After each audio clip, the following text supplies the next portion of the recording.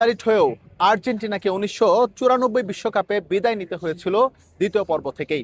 Dope টেস্টে positive হয়ে নিষিদ্ধ হন দিয়েগো ম্যারাডোনা, যার নেতিবাচক প্রভাব পড়ে গোটা দলের উপর, যার ফলে মানসিকভাবে ভেঙে পড়ে দ্বিতীয় পর্বেই আর্জেন্টিনা বিদায় নেয় বিশ্বকাপ থেকে। আসলে মার্কিন বিশ্বকাপ আর্জেন্টাইনদের জন্য কখনোই সুখকর ছিল না।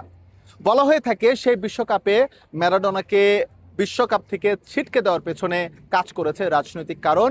কেননা ওই সময়টায় দিয়েগো ম্যারাডোনার সঙ্গে কিউবা কিংবা ভেনেজুয়েলার যে রাজনৈতিক নেতা, তাদের সঙ্গে বন্ধুত্বপূর্ণ সম্পর্ক ছিল এবং যেটা ছিল মার্কিন যুক্তরাষ্ট্রের রাজনৈতিক পরিপন্থী, যার ফলে একটা ষড়যন্ত্র করে বা কোনো প্যাচে ফেলে দিয়েগো ম্যারাডোনাকে ডোপ টেস্টে পজিটিভ করানো হয় এবং যার ফলশ্রুতিতে আর্জেন্টিনা বিশ্বকাপ থেকে বিদায় নেন। এবং দিয়েগো ম্যারাডোনা পজিটিভ হয়েও কিন্তু একই কথা বলেছিলেন যে তিনি কোনো ডোপ নেননি। আমেরিকায় প্রবেশের পর তাকে এক ধরনের এনার্জি ড্রিঙ্ক খাওয়ানো হয়েছিল, যে ড্রিঙ্কে ওই নিষিদ্ধ ড্রাগের অস্তিত্ব পাওয়া যায় পরবর্তীতে।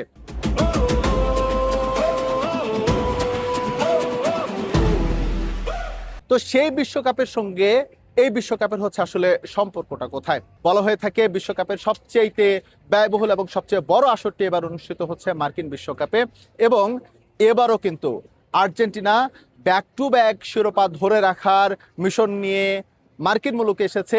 এর আগের বার Diego Maradona back to back না হলেও ৮৬-তে বিশ্বজয়ের পর মাঝখানে ৯০ গ্যাপ, কিন্তু ৯৪ সালে তার হাতে যে দলটা ছিল সেই দলটা ছিল টপ ফেভারিটদের তালিকায়, যেটা এবার লিওনেল মেসি না থাকলেও এবার কিন্তু প্রত্যাশা করা হচ্ছে হয়তোবা লিওনেল মেসিদের হাত ধরে আবারও বিশ্বকাপটা ধরে রাখতে পারে আর্জেন্টিনা, বা চতুর্থবারের মতো বিশ্বজয় করতে পারে। কিন্তু মার্কিন বিশ্বকাপ কখনোই আর্জেন্টিনার জন্য সুখকর ছিল না। ১৯৯৪ সালে একটা বিতর্কের মধ্য দিয়ে ম্যারাডোনাকে বিশ্বকাপ থেকে বাদ দেওয়া হয়েছিল।